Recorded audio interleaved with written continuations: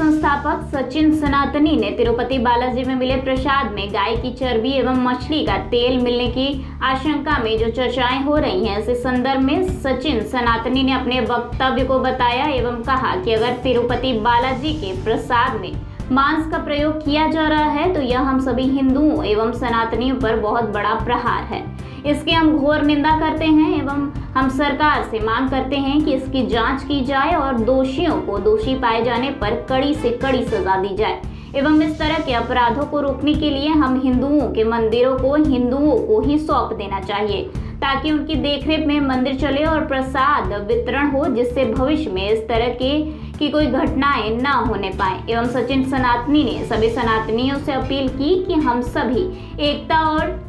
एकजुटता के साथ इस घोर अपराध के खिलाफ मार्च निकाले एवं सभी हिंदू भाई बहनों को जागृत करें और हमें और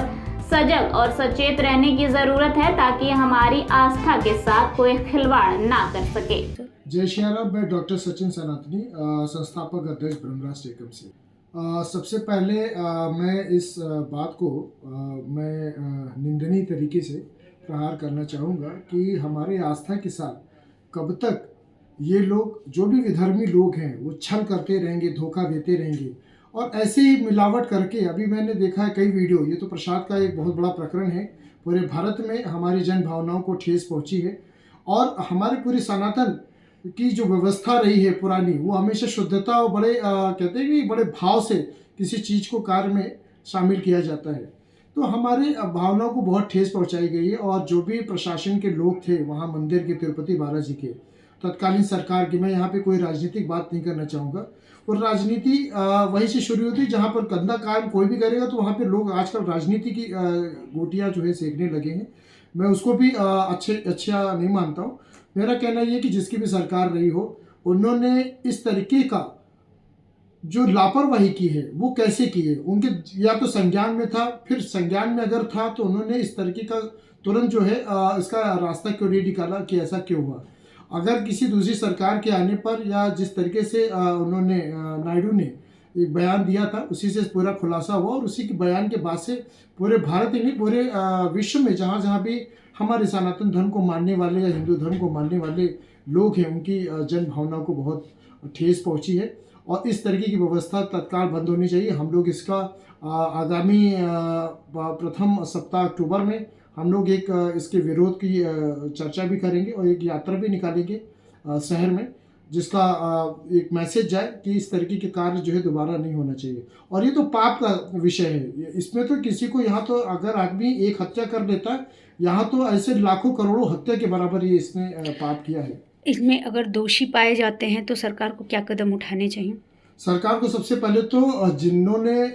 ये मिलावट की है, सबसे पहले तो उनके लाइसेंस को रद्द कर देना चाहिए। उसके बाद इसमें जितने लोग भी शामिल हैं उनको ऐसा कठोर दंड देना चाहिए। हमारे दंड प्रणाली में कठोर दंड प्रणाली भी है, ऐसे कठोर दंड दिया जाए कि जिससे हमारे समाज में एक ये मैसेज भी जरूर जाए कि इस तरीके की लापरवाही हमारे आस्था के साथ खेल करने के लिए उनको ज़्यादा से ज़्यादा कड़ी उनको दंड की व्यवस्था में उनको भेजना चाहिए ताकि हमारे जनमानस को दोबारा कभी ठेस न पहुंचाए। साथ में मैं ये भी कहना चाहूँगा सरकार को, हम सारे लोग जितने भी साधु संत समाज हैं और तमाम से मठ मंदिरों में भी एक आह्वान निकल करके आ रहा है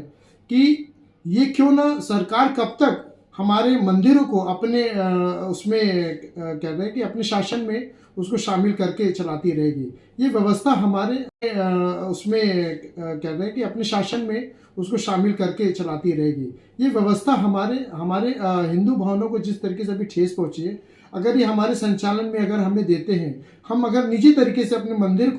मंदिर की व्यवस्थाओं को अगर हम सुदृढ़ तरीके से चलाते हैं तो मुझे ऐसा लगता है कि हम उससे ज़्यादा बेहतर कार्य कर सकेंगे। सरकार को भी इसके हमारे ऊपर आश्रित नहीं होना पड़ेगा और सरकार के ऊपर भी कोई जवाबदेही नहीं रहेगी। बड़ी विडंबना है कि जब ये संविधान बन रहा था, तमाम से ऐसी चीज़ें जब बन रही थी तो कहाँ हमारे लोग थे। मैं उनके ऊपर भी प्रश्न करना चाहूँगा कि उस काल में क्या व्यवस्था थी, किस तरीके से लोगों ने उसको संज्ञान में नहीं लिया। आज हमारा जो धर्म है, हमारी जो प्राचीन अति प्राचीन जो सनातन धर्म की व्यवस्था है, उसको छीड़ करने का हमको लग रहा है कि कुचक्र किया गया था। और इस कुचक्र से सरकार जिसकी भी है, मैं माननीय प्रधानमंत्री जी से भी ये निवेदन करना चाहूँगा आपके इस चैनल के माध्यम से कि जो भी हमारी की मंदिर व्यवस्था है, अगर आपने मदरसे को और चर्च को अगर आपने उनको कंट्रोल के बाहर रखा, तो मंदिर को भी मेरा सादर निवेदन है कि आप इनको कंट्रोल के बाहर रखें, ताकि इस तरीके की अनैतिक क्रियाएं और इस तरीके का अपराध जो है वो दोबारा भविष्य में ना हो सके।